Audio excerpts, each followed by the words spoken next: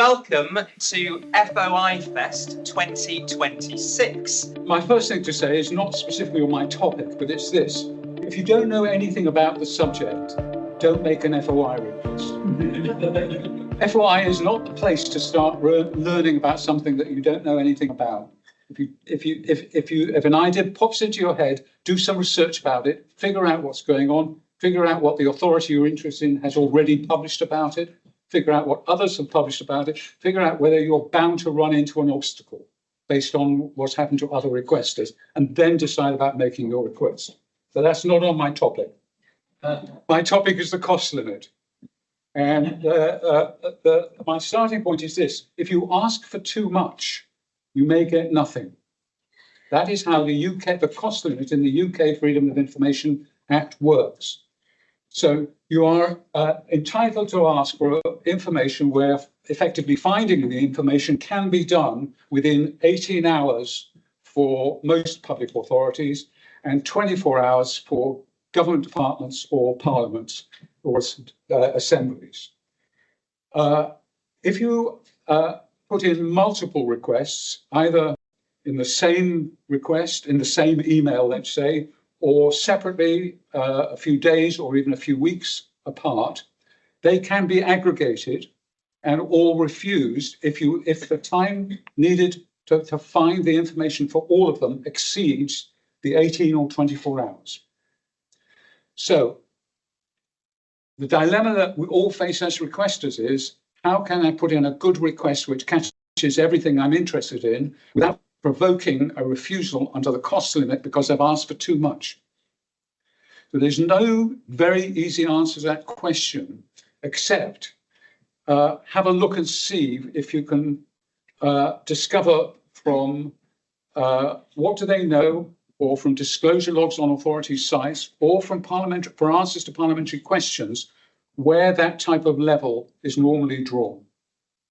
So you need to do a little bit of thinking and work to try and find that out, or you can have a stab in the dark, but you do need to know something about what it is you're asking before you do that. The position is that if you make a request, if you make more than one request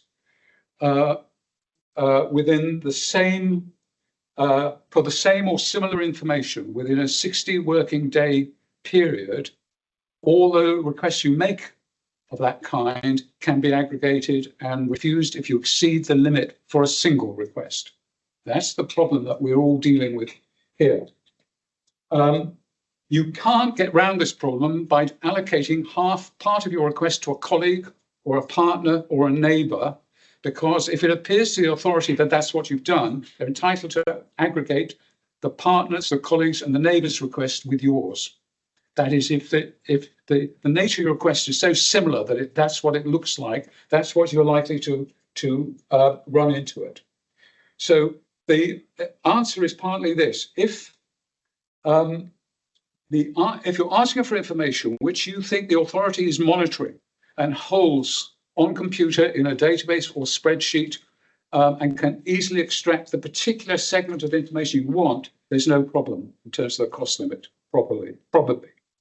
If you're asking for information which would require the authority to go and look at individual files, and there's more than a small number of them, you're walking straight into a cost limit problem. So what you can't do, and these may be AI generated things, but I'll just give you an example of one that's I've seen recently in a tribunal decision. In a 7-month period, how many motoring offences took place in Halifax and Wakefield? How many people were stopped for using a mobile phone? How many of them accepted 6 points on their driver's licence and were fined? How many of them challenged the penalty and what was the outcome? What's the ethnic makeup of the motorists? How many of those requesters were white male, white female, Asian male, Asian female, black male, black female? How many white males were placed in the back of a police van or car? How many white females were placed, and so on and so on and so forth? And the answer is, you've made a request that is almost doomed unless all that information is collated electronically by the police. Now, the police force in this case actually were good enough to come back. They refused it under Section 12, the cost limit, but they came back and said, if you restrict your request to motoring offences involving the use of a phone while driving in Halifax and Wakefield, and the ethnic origin, that's the only thing you ask for, we can probably give you that within section 12. But the longer list you wouldn't be able to get. The second thing is, into questions that you could ask in an interview, if you're face to face with something, quite a lot of those won't work as FOI requests. You can't say, what progress are you making with this issue? Unless the progress is held in recorded form in terms of numbers of things dealt with in a particular time. But if you just want an update on what progress you're making, that's not a good FOI request. You're likely to be refused as an invalid request. You're not describing the information properly. If you ask for information which is already public, you're going to waste your request. If you ask for information which is not held by the authority, you're going to waste your request. The only penalty is going to be 4 weeks or longer waiting for an answer that tells you you're not going to get anything. So if you spend your time reading up about the subject, you may save yourself all that time. And don't ask for information that you don't need, but you think would be useful for the sake of completeness. That's a killer very often, because we can all think of ways of filling out the request so that every possible aspect of the subject is covered. But if you cover every possible aspect of the subject, asking for a cost refusal, that's the problem. And now the other thing that is tricky here is the concept that the requests that can be aggregated are those to any extent for the same or similar information. So that's the phrase in the Act, to any extent. So if they're all on the same overall subject, or the Commission uses the term overarching theme, they can be aggregated. And so that is another problem which you're going to need to try and deal with. Too many specific requests which can't be answered from electronically indexed data. Emails are a different matter. Emails, they can find the number of hits in a very short time. But if they have to open every email to see whether it fits your request, you're going to be refused on cost grounds unless you've got only a handful of emails. And the final illustration I want to use is this. Recently, we came across a tribunal decision where what had been aggregated was a request for about the numbers of students accommodated in college accommodation and a request for the spending at each college bar. Okay. Now, to me, there's nothing in common between those two. They're not to any extent for the same or similar information. But the answer that came up in the Commissioner's decision notice, upheld by the tribunal, was they were all for data about the college. And they all had to be answered by the same unit in the college.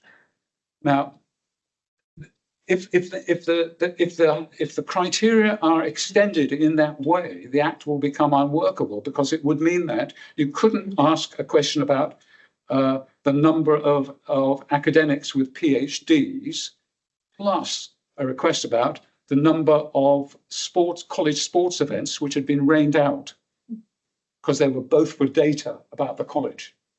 Okay, so that's a killer thing. The guy took an appeal to the tribunal but didn't turn up in person. So he probably just said, this is not similar information, and left it like that. So didn't attempt to make an argued case.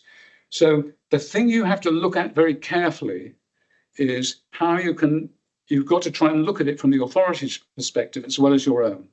You want the information that you want, but you also don't want the authority to see that you have put them under enormous pressure to do a whole lot of manuals, particularly to do any manual searching of files in order to get the information.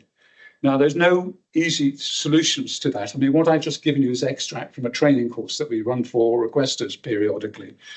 And all we can do with that course is come up with more suggestions about how you might get yourself an idea of where the line might be drawn, but there's still no absolute answer to that question. But bear that in mind.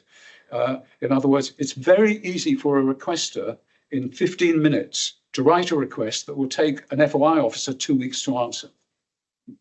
And it's very easy for a public authority to refuse a request on cost grounds.